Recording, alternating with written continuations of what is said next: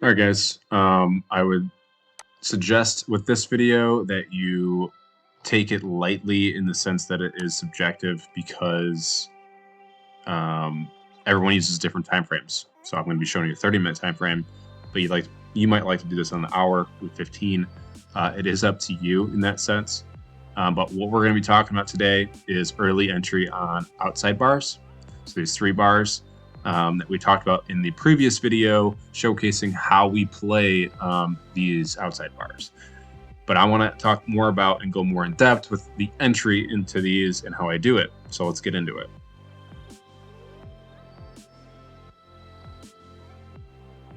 All right, this is all thanks to my buddy Jeremy about 10 years ago. Showed me how to do this. Thankful for TradingView that they offer customized fibs because we're going to be using it as a high, low, and medium or middle ground, not even as an actual fib.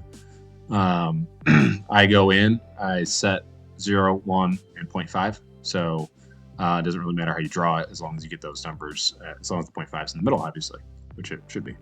I do use a little magnet to help me out. So that's that.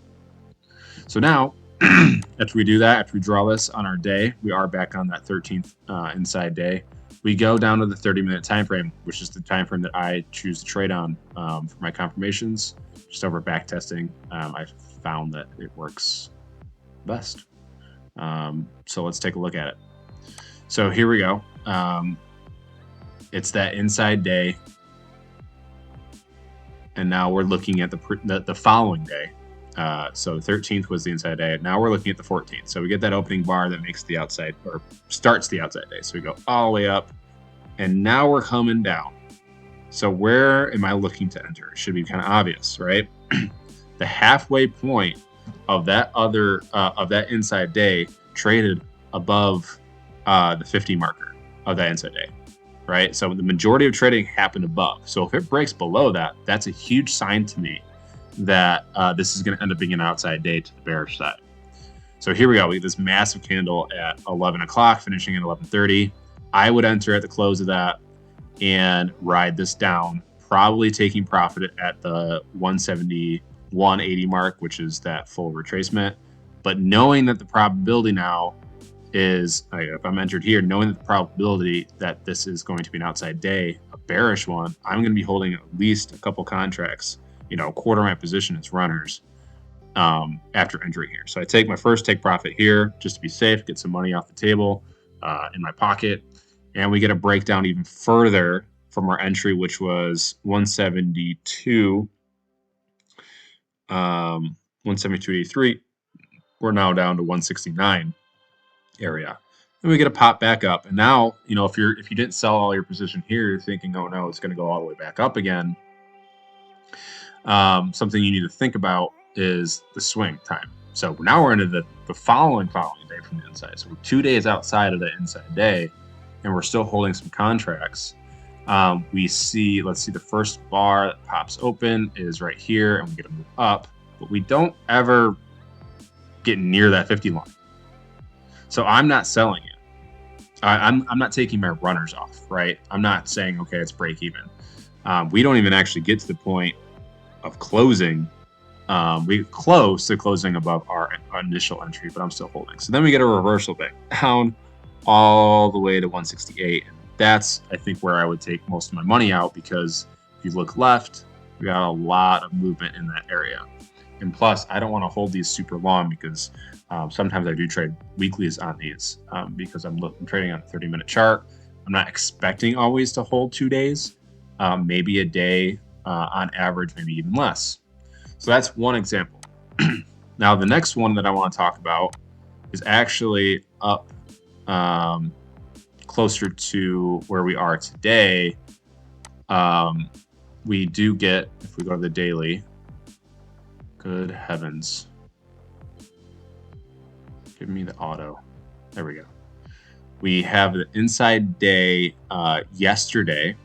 So I drew my fibs out. I'm on the 30, right? We get a close here. We got a nice little take profit zone right here up on that resistance. So I'm taking some profit off right there. And now we're looking at what? a fall down or below the midline from the inside day. Now this is where it gets interesting because this is happening at close. Do I take some entry here or not? For me, I'm not taking entry because there's not enough time for me to see the play develop. But you can take entry here and you can get some confirmation in this based on volume and previous support. So like I said, I sold into resistance. This is the resistance area. So I sold into resistance on that initial inside day trade, which is why it was a nice little winner.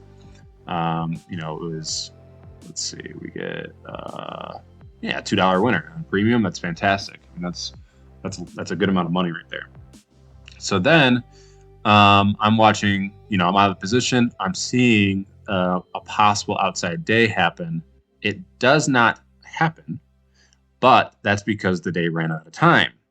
So if it would have, do I think it's going to continue? I have rising volume with the price falling, and I'm breaking below the 50 mark of that inside day, and I'm breaking below that previous, before the inside day, that previous day's support.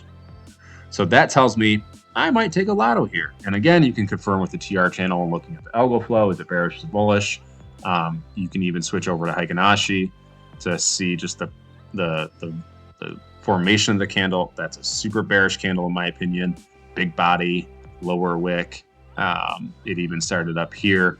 So I'm thinking, okay, I could take an entry here, and we're gonna have to find out, and we'll come back to this, and I will come back to this in the comments and in the Discord, talking about what occurred if you took 1 or 2 contract lottos on this, because now we're looking for, if I'm entering here at 191, 191.61, I'm looking for 189.28. So let's see what happens when we wake up tomorrow. In post already, we're looking at 192.15. So again, it's a little bit higher risk than the normal inside day plays, playing these kind of reversal breakdowns, especially with a simple, fib like this. But if you get confirmations, like I said, and you are taking and using profits from a previous trade, then it's okay to take these trades. So we'll look at that tomorrow as well.